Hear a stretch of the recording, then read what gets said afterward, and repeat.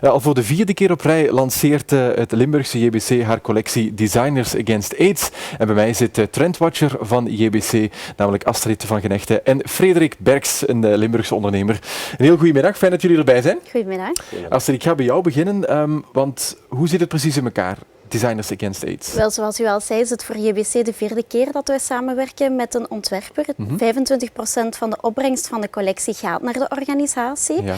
En het is eigenlijk een organisatie die jongeren tracht in te lichten over wat AIDS eigenlijk juist inhoudt en hoe ze zich kunnen beschermen tegen deze ziekte. Ja. De opbrengsten van de organisatie gebruiken zij eigenlijk om verschillende campagnes te voeren om die jongeren gaan in te lichten. Ja, en jongeren en kleding, dat gaat natuurlijk heel goed samen. Uiteraard. Ja. Uiteraard. Vandaar En dat- zeker de samenwerking die wij voor dit jaar hebben gekozen met We Will Sock You. We Will Sock You. En Frederik, dan kijk ik naar jou. Want wanneer ben je begonnen met Sock You?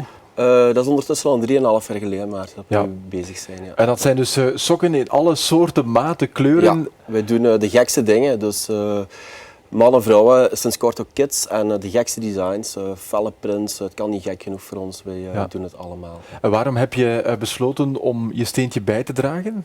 Wel, het is eigenlijk JBC die ons gecontacteerd heeft. Ik heb op een gegeven moment een mailtje gekregen van Astrid dat de mensen van JBC eens met mij rond de tafel wilden gaan zitten voor dit project. En uiteraard zeg je dan onmiddellijk ja, want het doel op zich is heel erg goed. En voor ons was het ook een mooie kans om met een partner als JBC samen te werken. Natuurlijk. Ja. Dus zijn we aan de slag gegaan en hebben een collectie gemaakt voor Designers Against AIDS. En hoe zit dat dan precies in elkaar? Moet jouw collectie aan bepaalde voorwaarden voldoen volgens het beeld wat JBC heeft? Of?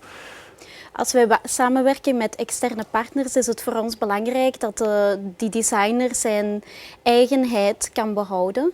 Dus het is eigenlijk echt een samenwerking waarbij de partijen op zoek gaat naar een gemeenschappelijke stem. En voornamelijk natuurlijk ook in de manier waarop dat we de marketingcampagne en zo gaan uitvoeren, dat toch wel de eigenheid en de stem van de partner blijft bestaan. Ja, nu...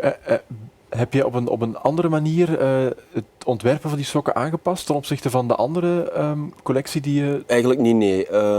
Dat was een beetje ook voor ons de voorwaarde dat we echt ons eigen ding mochten doen. En de JBC heeft ons volledig vrijgelaten. Onze aanpak is gewoon hetzelfde geweest. Dus we hebben een aantal mensen uit het buitenland die voor ons dingen doen.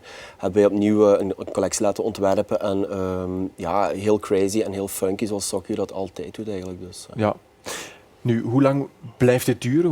Hoe lang kunnen mensen deze sokken kopen? Tot aan het einde van het winterseizoen. Oké, dus dat is nog wel een hele tijd. Dat is nog een tijdje, ja. Ja, ik vind het alleszins een heel nobel doel.